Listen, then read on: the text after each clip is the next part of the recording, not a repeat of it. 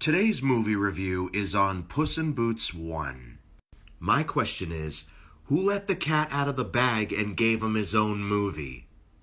I previously reviewed The Last Wish not that long ago, and that was a really good movie. I enjoyed that. However, the same can't be said for the movie that came before it. This movie stars Puss in Boots, played once again by Antonio Banderas, before the events of the Shrek movies. It basically talks about the origin story of your favorite fearless hero. Sorry, that was a good song, I couldn't help it. He's reunited by his old friend Humpty Dumpty, who wants him to go on a quest with him to find some magic beans. The magic beans are owned by these two villains named Jack and Jill.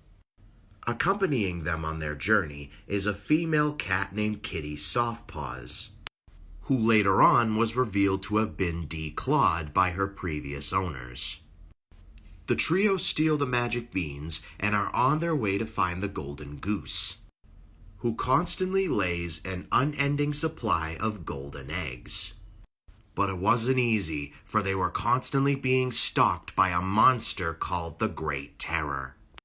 It turns out later on in the film that this was just a scheme that Humpty Dumpty set up in order to get revenge on the town for betraying him, and that he's in cahoots with Jack and Jill. As for the Great Terror, what was thought to be a terrifying monster is actually a terrified mother looking for her child. Yes, as it turns out, the Great Terror is actually the mother of the golden goose. And she's just desperately trying to get her kid back. After a literal wild goose chase, Puss, Humpty, and Kitty Softpaws all find themselves on the same bridge where Humpty felt betrayed all those years ago. And Humpty ends up having a change in heart, sacrificing himself to save the town. The two geese end up reuniting with each other and flying home. And the town lives happily ever after.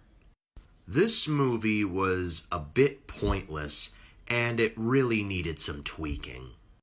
What made The Last Wish so amazing was the colorful and interesting characters, the constant action, and the most terrifying villain I've ever seen in an animated film.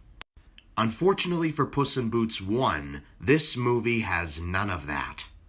It's just another bland, generic hero story. Overall, I give this movie a 4 out of 10. I suggest you just skip this one.